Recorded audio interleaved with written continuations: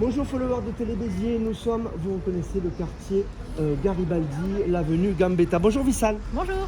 Tu es tête de liste co-chef de file, c'est ça? C'est ça, oui. Pour ces élections municipales à Béziers, les à fait. 15 et 22 mars prochains.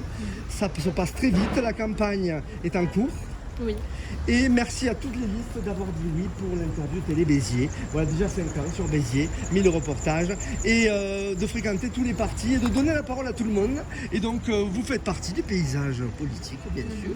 Tu as choisi, c'est toi qui as choisi. On voit David. Bonjour David, derrière. Voilà, c'est le co-chef de file aussi. Vous êtes deux. Alors, la question, un binôme. Pourquoi un binôme alors que le poste, je dirais, le mandat de maire, il n'y en a qu'un et c'est pour qu'une personne?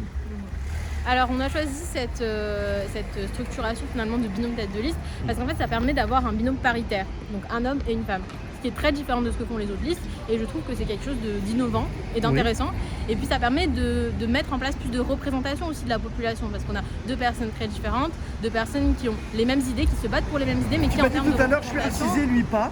Oui. Je suis racisé, lui pas. Et c'est important pour toi de représenter. Tu représentes quelle commune? Tu représentes quoi justement? En fait, parce que racisé déjà, il n'y a pas de race, on le rappelle. Hein, voilà, ça n'existe pas les races. Oui, mais quand même, il y a des couleurs. Il y a des couleurs. Oui. Il y a des pays, il y a des la diversité. Tout à fait, la diversité. Et je pense qu'il faut représenter la diversité justement. Et c'est le cas de notre liste actuellement. On a beaucoup de personnes qui sont racisées, d'autres pas. Et ça permet de représenter la diversité aussi des personnes qui sont à Béziers. Oui. Parce qu'on a un peu de tout aussi, de tout type de personnes, de toutes origines. Et en fait, il ne devrait pas y avoir d'inégalité entre les personnes, pas de discrimination. Donc mettre en place une liste justement qui permette de montrer cette diversité, ça permet de représenter tout le monde effectivement. Donc voilà. Et après, je rappelle aussi que c'est un programme et pas une personne pour lesquelles les gens élisent. Et je trouve que c'est aussi conjoncture. Un programme local ou programme national? Parce qu'il y a le programme aussi de LFI au niveau national. Je te demanderai pourquoi ce choix de. C'est pas anodin, hein, Palestine, ici à Béziers. Oui. Bah oui, tout à fait. C'est ça que j'ai choisi cet endroit là actuellement ici. C'est ça que j'ai choisi cet endroit ici parce que comme vous le voyez, on fait une manif tous les samedis pour la Palestine parce que c'est important de faire de la Palestine un sujet local parce que finalement, actuellement, comme on le voit, le maire de Béziers, Robert Ménard, il a fait du soutien au génocide en Israël un sujet local. Il le montre sur les plateaux télé, il a mis une affiche sur la mairie. De cet écrivain qui était emprisonné aussi. Oui, notamment, oui. Bah, il fait en fait de l'international un sujet local. Donc nous, on va faire du soutien de la Palestine un sujet local. Effectivement, on va pas s'en priver d'en parler de la Palestine. Quand tu dis on fait une manifestation, c'est quand même pas organisé par vous la manifestation, mais vous y participez. Exactement. Voilà. Alors c'est organisé par l'association France-Palestine, la FPS, qui organise toutes les manifestations tous les samedis et nous participons tous les samedis à ces manifestations. Alors justement, je vais te poser la question, d'abord la question des followers, après je te dirai un programme municipal centré sur quoi parce que là tu as parlé d'un programme finalement qui est le programme de LFI national, vous sensibilisez sur la Palestine, mais la question des followers c'est justement pourquoi associer la Palestine en local? Alors tu viens de commencer d'y répondre, voilà. Mais qu'est-ce que tu peux rajouter? Est-ce que des fois, moi elle est revenue souvent cette question, mais quand même c'est la mairie, nous on attend que tu dises les trottoirs, on attend que tu dises des préoccupations quotidiennes. Tu l'évoqueras peut-être. Effectivement. Alors oui, effectivement, on a des préoccupations locales, effectivement, en termes d'aménagement, en termes de logement. On a beaucoup de préoccupations locales que l'on a pu constater lorsque nous sommes allés rencontrer les gens. Vous avez consulté, Oui, tout à fait, on a consulté les gens. Et la Palestine, c'est un sujet qui revient localement quand on va consulter les gens. Qu'est-ce qu'ils vous disent? Les gens nous disent qu'ils ne supportent pas qu'il y ait un génocide en Palestine. Ils l'identifient comme un génocide aussi? Ils l'identifient tout à fait comme un génocide, oui. Il faut pas croire. C'est pas qu'ils répètent ce que vous dites dans les manifs? Ah non, pas du tout. Ils comprennent bien. En fait, ils vont parce qu'actuellement, les médias, ils relaient des fausses informations. Ils montrent pas en fait qu'il y a un génocide en Palestine. Ils donnent pas les termes. Et en fait, les gens qui vont se renseigner, consulter, on est mal informés par les médias mainstream. Pourquoi? Il y a une volonté. Il y a une volonté politique. C'est vrai. Une volonté politique de faire taire en fait les voix qui sont en soutien à la Palestine et de faire taire à tous ceux, de faire taire toutes les personnes en fait qui se mobilisent pour la Palestine aujourd'hui parce qu'il y a cette volonté en fait de colonisation d'un territoire par l'État israélien et c'est tout à fait anormal en fait de soutenir ça. Et c'est pas nouveau, hein, ça. Non, c'est pas nouveau, ça date de. Alors, donc le programme municipal, parce qu'il y a un programme municipal quand même. Oui. Vous avez des propositions, vous avez. Combien il y en a d'ailleurs? Il y a un nombre de propositions? Il n'y a pas de nombre de propositions parce qu'en fait, il y a pas. En fait, le programme, on continue à l'enrichir. c'est un programme que nous avons élaboré des propositions claires sur lesquelles je vais revenir et on continue à l'enrichir parce qu'on continue à aller consulter la population et quand on sera en mandat, on continuera encore de consulter la population en mettant en place notamment de la démocratie locale, notamment avec les comités de quartier qui auraient un budget autonome. Qui existent déjà les comités de quartier. Existent déjà mais qui n'ont pas de pouvoir. C'est quoi qui va pas? Ah, ils n'ont pas de pouvoir. Ils n'ont pas de budget autonome, ils n'ont pas de pouvoir décisionnaire, il n'y a pas de consultation publique notamment sur les grands projets. Je pense notamment au centre de rétention administrative qui va être mis en place à Béziers. Oui. C'est une honte en fait ce centre de rétention administrative. C'est une manifestation dernièrement à la CIMAD et sur les allées. Tout à fait, sur lesquelles on est très mobilisés on est dans le collectif anti-CRA, effectivement on est très mobilisés. Et c'est une volonté, il faut bien le comprendre, les CRA d'État. Hein. Tout à fait, c'est une volonté d'État. C'est la ville a vendu des terrains à l'État. Tout à fait. Alors, de base, c'est Ménard qui a candidaté pour que le CRA soit construit à Béziers. Donc il faut rappeler que c'est quand même une volonté du maire. En premier lieu. C'est proposé. Voilà. Et ensuite, a donné l'idée du CRA, donc quand même pas. Oui, c'est pas l'idée, c'est que l'État avait demandé à construire un certain nombre de CRA en France et il avait candidaté pour faire partie des villes sur lesquelles le CRA serait construit. Ça a été accepté et donc des terres agricoles en partie non constructibles. Début une déchetterie, alors c'était un peu opaque apparemment, voilà. Parce qu'au début l'État, la ville, oui. L'agglo. Oui. Annonce une déchetterie, en fait, non. Oui, non, finalement. Et en fait, ils l'ont fait passer, l'État l'a fait passer en projet d'intérêt général. Projet d'intérêt général pour un CRA qui est, on le rappelle, une atteinte fondamentale aux droits de l'homme. Parce que les conditions de détention sont absolument aberrantes pour des gens qui n'ont pas commis d'infraction. Voilà. L'État il refuse le fait d'entrer dans l'acceptation dans le territoire et de fait la personne est OQTF. Là aussi c'est une question, les OQTF dangereux, oui. Je répète, le chiffre qui est sorti, je ne sais pas si tu vas le valider ou pas, c'est 7%. 7% seulement des OQTF déclarés, il y en a beaucoup d'OQTF en France, seulement 7% sont déclarés vraiment dangereux pour le public, quoi. Voilà. Alors qu'on a une image de beaucoup plus. Bah oui. Pour nous, un OQTF est dangereux de base. Encore une fois, c'est les médias qui relaient cette fausse idée finalement. Parce que en fait, ils relaient l'information selon laquelle les OQTF seraient dangereux, alors que pas du tout. Ce sont juste des personnes qui sont arrivées sur le territoire français. Souvent, ils ont un emploi. Et parfois ils renouvellent leur titre de séjour et un jour leur titre de séjour n'est pas renouvelé à temps et donc ils sont considérés comme étant sans papier et parfois ils sont sous OQTF alors qu'ils ont travaillé pendant 40 ans en France. Et ça il faut le dire, il faut l'expliquer, c'est important. C'est très important. Alors j'ai l'impression, j'allais te dire de pas trop parler de Béziers depuis le début parce qu'on parle beaucoup d'international, mais le CRA ça interfère à Béziers, ça a lieu à Béziers quand même. Tout à fait. Alors quand tu disais, je vais réagir quand tu as dit si on est aux commandes, alors on en a un peu parlé avant le début de l'interview.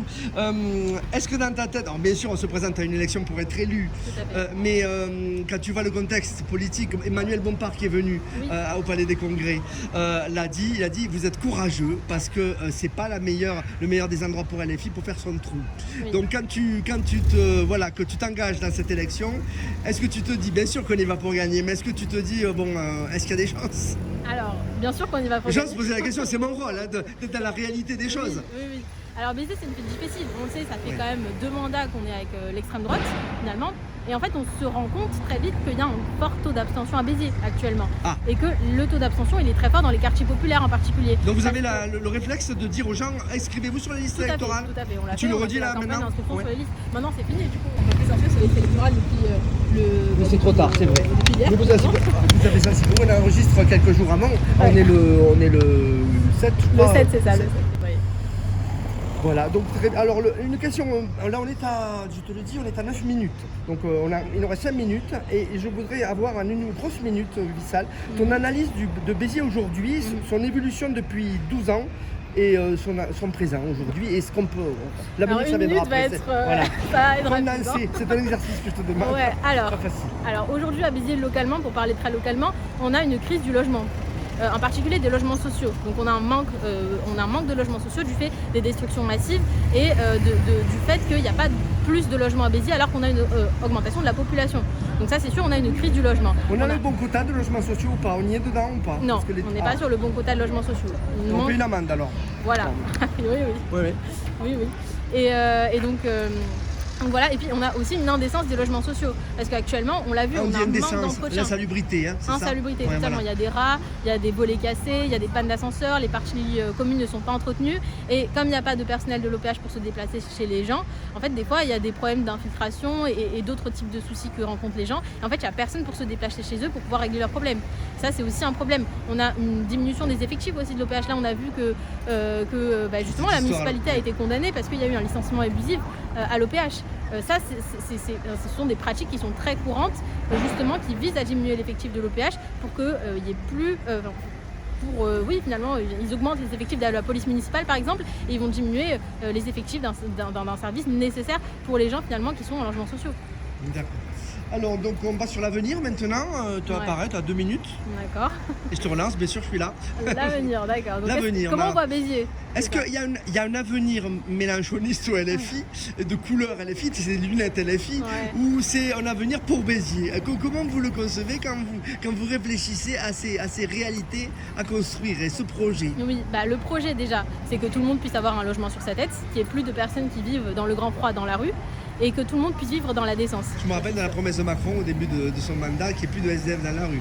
Macron, on l'a plus entendu après. Après, oui, voilà. Et puis avec les budgets qu'il met en place, qui sont complètement austéritaires, on voit très bien qu'il n'a pas trop de volonté de réduire. Voilà, c'est pas le ruissellement. Ouais, c'est clair. Ça ruisselle pas trop. Voilà, donc, on est pour une ville aussi antiraciste, contre les discriminations, parce qu'actuellement, Robert Ménard, il fait de la discrimination très régulièrement. Rien qu'à regarder ce qu'il fait sur les plateaux télé, il va toujours stigmatiser les mêmes populations. Il va dire très clairement il y a trop d'arabes à Béziers, il va être islamophobe, il va avoir des propos qui sont absolument intenables sur des plateaux télé. Et il va le faire aussi dans sa ville. Il a notamment en n'entretenant pas les quartiers populaires. Ça, c'est aussi une volonté politique. On parlait de racisé tout à l'heure, j'ai parlé du mot arabe que moi je n'osais pas utiliser, alors que pour les arabes, on m'a dit mais non, tu peux l'utiliser arabe. Mais il est tellement connoté maintenant, utilisé par les politiques, tu dis population arabe négatif, que des fois on se dit mais je vais dire un gros mot, mais non. Oui, en fait c'est un constat objectif finalement. En fait il ne devrait pas y avoir d'inégalité entre les personnes arabes, les personnes racisées, tout simplement, enfin toutes les personnes qui sont étrangères et les personnes qui ne le sont pas. Et on va dire que c'est assez rare quand même des personnes qui n'ont pas d'origine étrangère à la France finalement. Donc non, en fait c'est un constat objectif et finalement le but c'est de ne pas aboutir à des inégalités en fait entre les gens en fonction de leurs origines, de leur couleur de peau, de leur religion, etc. Oui, et moi je suis content, voilà, il y avait la manif mais on est dans le quartier là, c'est Garibaldi le quartier ici, c'est l'avenue Gambetta, voilà, il est beau ce quartier et il ne faut pas qu'on ait l'impression d'être dans un pays étranger. Est-ce que quand on te dit ça, quand on vient on a l'impression d'être dans un pays étranger à Béziers, ça te choque? Bah oui. C'est pas le cas. Enfin, je veux dire, c'est une ville comme une autre en France, enfin, c'est normal. Et puis il y a de tout. Aujourd'hui, nous avons un monde multiculturel finalement. Donc je trouve que c'est très enrichissant d'avoir aussi plusieurs cultures. Il ne faut pas de ghetto. Actuellement. Il ne faut pas de quartier qui soit seulement une. Comment tu penses la vie dans un village, un gros village. Béziers c'est un gros village. Oui. Dans une ville avec la mixité des populations. Comment tu le conçois ça? Vous l'avez étudié la question? C'est ce qu'on appelle le vivre ensemble finalement. C'est-à-dire que les gens ils sont avec leur culture. Et en fait on cohabite. Enfin, je veux dire, il n'y a pas de problème à avoir des cultures différentes et au contraire, il faudrait essayer d'aller vers l'autre et de comprendre l'autre. C'est ça, tu réponds. Voilà. Et souvent, je me demande si beaucoup de Béterrois, c'est quoi ce que je vais dire, c'est con, hein, moi le premier, vont ici. Est-ce qu'il y a une poissonnerie là? Alors moi je rigole en disant c'est une poissonnerie halal, un peu derrière là. Mais ça n'existe pas une poissonnerie halal, mais ça fait rire les gens. Et il ne faut pas qu'on vienne dans ce quartier en se disant j'y vais jamais et finalement qu'on y aille comme partout. Oui, bah oui, tout à fait. C'est malheureux c'est dommage en fait. C'est un signe ça. Ça te parle à toi, qu'est-ce que je te dis là? Oui. C'est encore une fois, c'est les médias qui relaient des fausses informations, encore une fois, qui vont dire Pas Télé Béziers, non. Non. Tu me mets pas dans le lot? Moi je parle des grands médias, CNews, BFM, voilà. Et la nécessité, tant que j'y suis, je le case, d'un média local, ça te paraît important aussi? C'est important, oui, parce que c'est quand même plus à proximité. Donc Club de la Presse par exemple à Béziers, ça te plairait? Oui, tout à fait. En fait, ce serait très intéressant d'aller voir les gens, tout simplement, en faisant des sondages, en allant voir ce qu'ils veulent exactement pour la ville. Parce que ça n'existe pas aujourd'hui. Il n'y a pas de démocratie locale. On ne sait pas ce que les gens veulent. Il n'y a pas de démocratie locale. Tout à fait. Et on veut remettre en place cette démocratie locale. Merci Vissal. La conclusion, je te la laisse, 30 secondes. Pourquoi un Béterrois doit voter LFI? Alors pourquoi un Béterrois doit voter la liste Béziers Unis Populaire les 15 et 22 mars prochains? Je te laisse regarder si tu veux la caméra. Voilà. Parce que c'est la liste insoumise pour l'égalité, contre les discriminations, pour une ville sociale, écologique, où tout le monde a droit à un logement décent, où plus personne n'est stigmatisé ou discriminé. Donc je vous invite pour une ville meilleure, évidemment, à voter les 15 et 22 mars pour la liste insoumise Béziers Unis Populaire. Merci Vissal. Merci à vous. Je te serre la main, je serrai la main aux autres alors. Voilà. Merci.